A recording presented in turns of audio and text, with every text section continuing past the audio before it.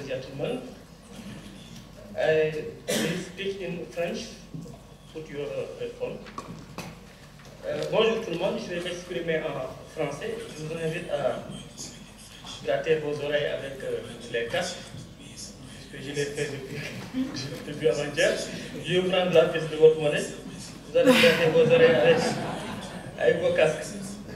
Monsieur le Président, chers panélistes, chers participants, la définition de la règle fiscale pour une bonne mobilisation des ressources intérieures doit faire appel à un processus. Un processus que nous devons vouloir à la fois technique et participatif, ou du moins consultatif. Un processus technique et participatif, deux termes parfois antagonistes, nous sommes obligés de concilier pour avoir une règle fiscale acceptée. Une règle fiscale, elle doit avoir son objectif de mobilisation de recettes que si elle est acceptée, adoptée par ceux qui sont chargés de la mettre en œuvre, de l'accepter par ceux qui sont chargés de payer, mais également de l'accepter par ceux qui seront finalement destinataires de cette mobilisation des ressources publiques. Alors, un processus technique que nous avons dit, technique et consultatif. Pourquoi technique? Parce qu'il doit être basé sur des études préalables solides et sérieuses, prenant en compte la situation actuelle et la situation attendue. Ça veut dire tout simplement que la définition d'une règle fiscale doit au moins avoir une chose, le montant de recettes attendu par rapport à cette norme fiscale-là. Et malheureusement, dans certaines de nos juridictions, les normes fiscales ne sont pas accompagnées ou ne sont pas précédées d'études sérieuses permettant d'identifier ou du moins de mesurer l'impact que cette norme devrait avoir dans sa mise en œuvre suivant l'horizon temporel qui a été défini. Alors au Sénégal, depuis un certain temps, nous sommes en train de nous évertuer à respecter ce préalable-là, quant à la définition de la norme. Ça veut dire de réaliser des études préalables sérieuses sur la situation actuelle, la situation attendue, à l'horizon temporel déterminé, qu'est-ce que finalement cette nouvelle norme devra apporter en matière de remobilisation de recettes. Alors, ce processus technique va un peu impliquer l'ensemble des acteurs qui interviennent dans la chaîne fiscale, qu'ils soient des acteurs techniques, universitaires ou autres acteurs dans le cadre de la recherche et développement, qui sont tout simplement des acteurs contribuables. Parce que tant que ces contribuables n'ont pas adopté ou n'ont pas implémenté, n'ont pas compris la règle, ils ne pourront pas justement être amenés à contribuer de manière volontaire et à faire sentir à contribuer de manière volontaire à cette charge fiscale qui repose sur eux. Voilà pourquoi la définition de la règle fiscale, en dehors de ces aspects techniques qui constituent l'étude et tout autre processus menant vers l'adoption de la norme, qu'elle soit ces processus techniques, juridiques et politiques tout simplement, doit être un peu adopté par les différents acteurs. Doit être compris parce que simple dans sa conception, mais doit être adopté par les différents acteurs, le contribuable et l'ensemble des acteurs qui interviennent dans la chaîne. Je veux dire par là, tout simplement, que la définition de la règle fiscale doit aboutir également à un processus participatif ou du moins consultatif, puisque les acteurs qui sont appelés à contribuer doivent être consultés à un certain moment donné de la chaîne fiscale. Nous avons découvert il y a quelques années que l'ensemble des acteurs qui interviennent, qu'ils soient contribuables, organisations non gouvernementales, organisations consuméristes, autres acteurs de la chaîne fiscale, simples contribuables ou simples citoyens bénéficiaires de la charge fiscale, sont en train de prendre leur place dans les nouvelles règles du jeu fiscal.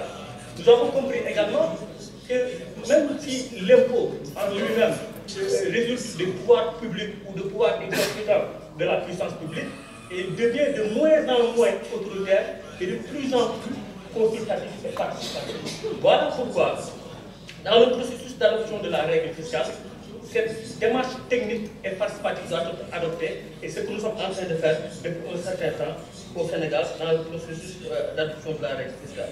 Alors, et dans ce processus d'adoption de la règle fiscale, qu'est-ce que les organisations telles que l'ACAF, quel rôle les organisations telles que l'ACAF doivent jouer, ou quel rôle l'ACAF a jusqu'à présent joué dans ce processus d'adoption? Alors, ce qu'il faut retenir, mesdames et messieurs, c'est que nos juridictions ont besoin d'être accompagnées et soutenues et assistées in fine. Ce qui m'amène à parler du rôle joué par l'ACAF dans ce processus, ou du rôle déjà joué par l'ACAF dans lequel on pourra apporter des renforcements.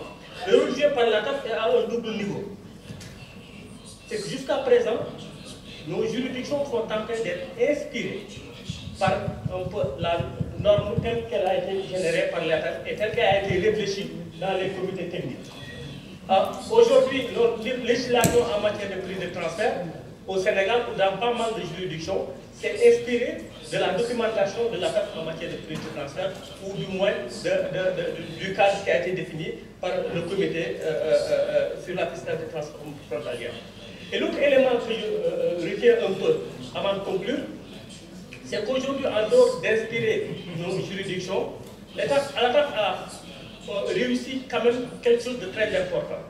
C'est qu'à côté des conventions, des modèles de convention de l'ONU et de l'OCDE qui inspirent la plupart de nos négociations bilatérales, à côté de ces modèles de convention, nous sommes en train de parler de nos modèles de l'ATAF, ce qui constitue un peu une victoire dans le processus d'inspiration de la norme à l'international. Autre élément important qu'il faut relever, c'est qu'aujourd'hui, le modèle législatif de l'ATAF est en train d'être discuté dans la plupart de nos juridictions aux côtés des modèles de prix de transfert de l'OCDE et du manuel de prix de transfert de l'ONU, ce qui constitue une victoire également. Alors pour conclure, là où je voulais un peu amener un peu l'ATAF à mettre le focus, c'est au niveau de la présence dans les différentes juridictions, de sorte à ne pas souvent inspiré à distance de par une législation qui a été générée par les comités techniques, mais de sorte à aller dans les juridictions, à adopter des comportements qui puissent générer un cadre législatif à la carte en fonction des besoins de chaque juridiction, l'accompagnement technique ou l'assistance technique tel que prévu par le manuel d'assistance technique pourra apporter quelque chose.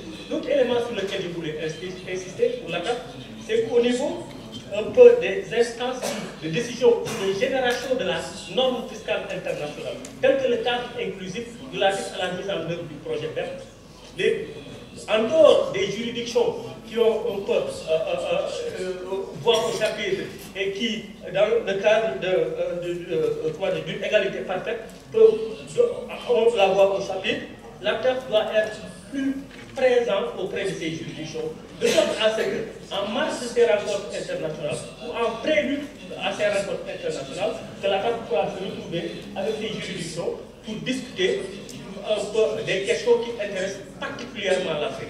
Un point qui nous tient à cœur, nos juridictions africaines, dans la mise en œuvre du projet BEPS, que nous devons discuter et également amener ces organisations internationales à tirer le montant vers le bas. C'est le montant des 750 millions d'euros retenus pour être éligible à la déclaration pays par pays dans le cadre de la mise en œuvre du projet BEPS. Ce point doit être particulièrement discuté par les juridictions membres de l'ATAF et l'ATAF lui-même en tant qu'organisation pour que ces montants puissent être revus à la baisse, pour prendre en compte les spécificités africaines, pour prendre en compte les voix africaines jusqu'à présent qui ont peiné à être entendues. Je vous remercie de votre attention.